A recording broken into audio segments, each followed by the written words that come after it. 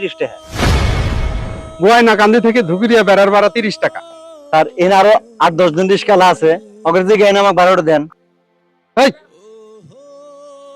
আমি এখানে নতুন না, আমি জানি না এখানকার ভাড়া কত।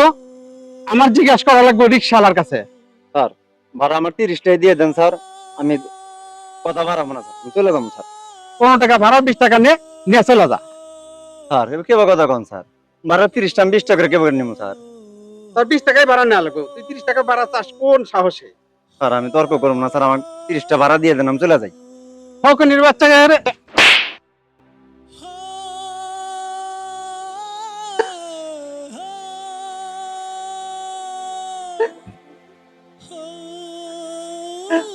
স্যার আজকে আমার বিনা অপরাধে আপনি মারলেন, দেখবেন কোনো এক সময় আমারও আপনার কোনো কাজে লাগবে পারে,